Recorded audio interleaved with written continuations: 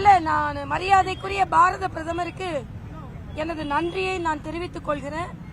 நேராக நேற்று ராமேஸ்வரத்திலிருந்து அவர் எந்த அளவிற்கு தமிழக மக்களோடு ஈடுபாடோடு அந்த திட்டங்களை அறிவித்தார் என்பதை நாமெல்லாம் அறிந்து கொண்டிருந்தோம்.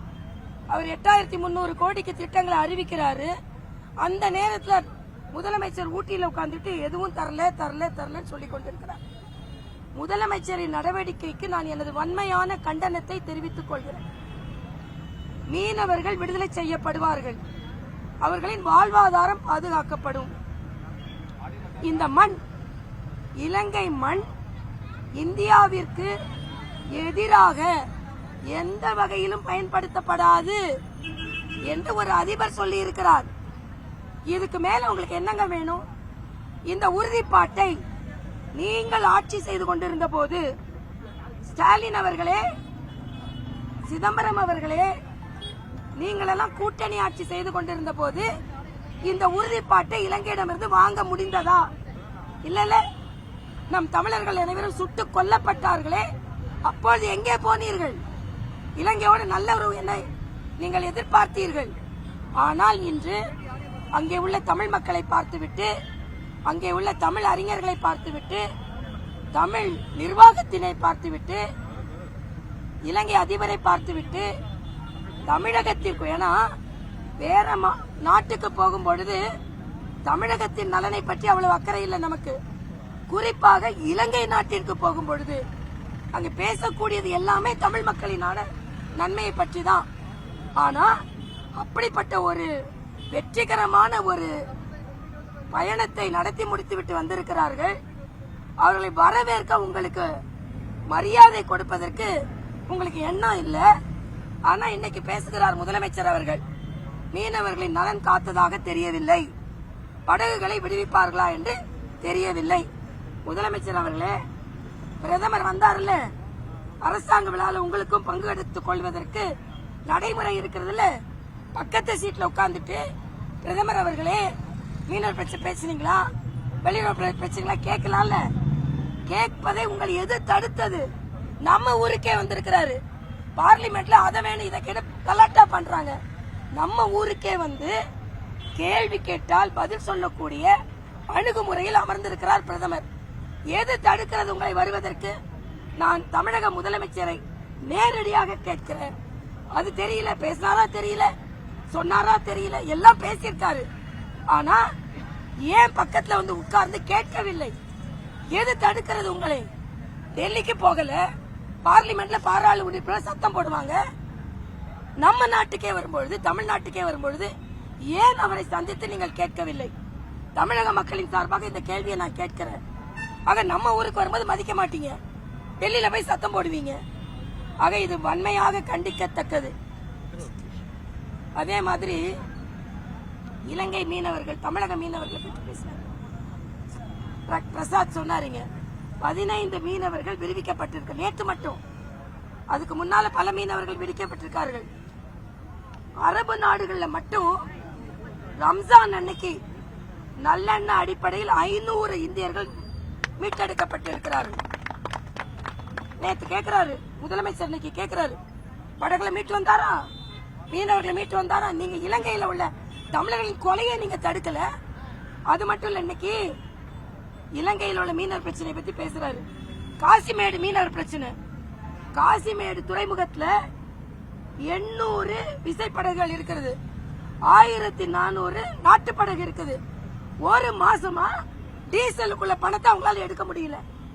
மத்திய அரசு கொடுத்த பணத்தை, மாநில அரசு கூட சேர்ந்து கொடுத்த பணத்தை, அங்க உள்ள ஸ்வைப் மிஷின் வேலை செய்யல.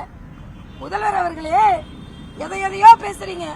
காசிமேட்டுல அங்கே உள்ள மீன்பிடி தொழிலாளர்கள் அந்த பணத்தை, அவங்களோட டீசல் பணத்தை எடுக்க முடியல.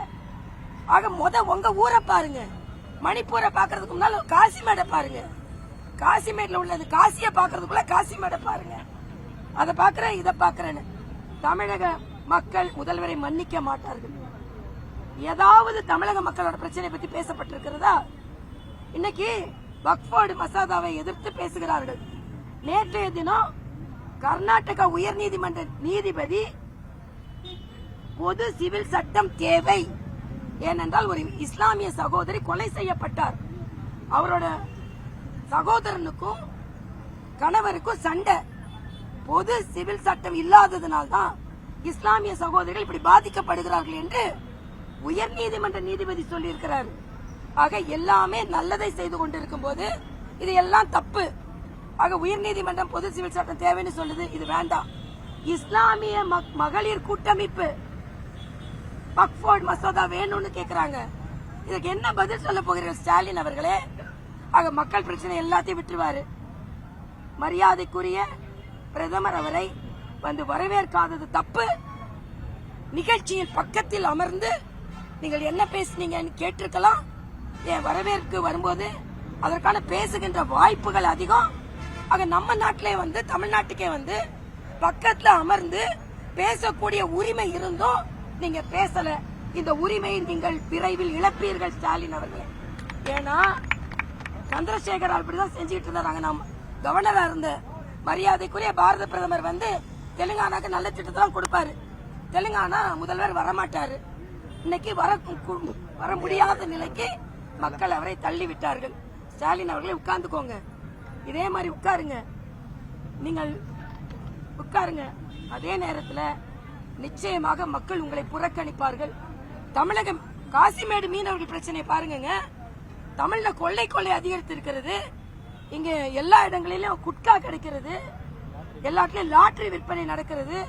இதையெல்லாம் விட்டுட்டு எப்ப பார்த்தாலும் கஞ்சா எங்கெங்கெல்லாம் எல்லா இடத்துலயும் கிடைக்குது. அஞ்சா நெஞ்சன்கள் சொல்லிக்கொள்ள கஞ்சா நெஞ்சன்களாக திமுக மாறிக்கொண்டு இருக்கிறார்கள். ஆக இதையெல்லாம் வைத்துட்டு மிக தவறான ஒரு நடவடிக்கையில் தமிழக முதலமைச்சர் ஈடுபட்டுக் கொண்டிருக்கிறார். அதனால் எங்களது வன்மையான கண்டனத்தை நாங்கள் தெரிவிக்கிறோம். எப்படி நான் கேக்குறேன், பேசுறாரா பேசல உங்களுக்கு எப்படி தெரியுங்க? வந்து கேட்டுக்க வேண்டியதானே, பேசுனீங்களான்னு கேட்டுக்க வேண்டியதானே நான் கேக்குறேன். நீங்க வரமாட்டீங்க, ஆனா சொல்லிட்டே இருக்கணுமா பிரதமர்?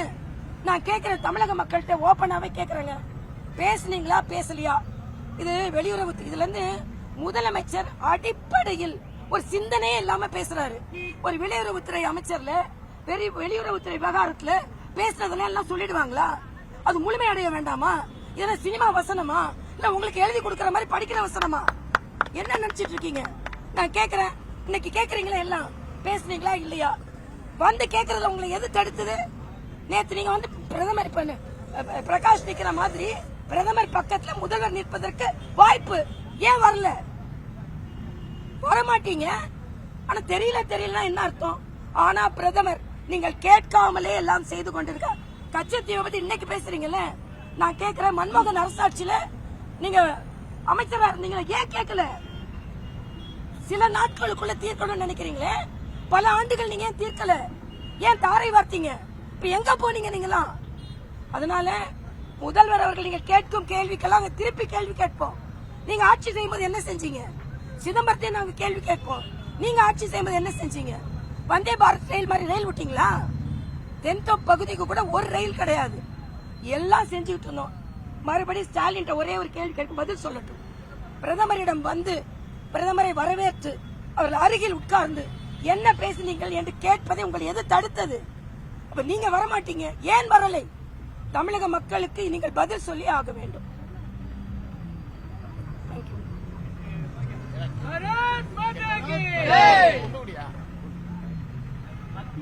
மத்திய நிதி அமைச்சர் வந்து மீண்டும் வந்து திரு செங்கோட்டையை சந்திச்சிருக்காரு.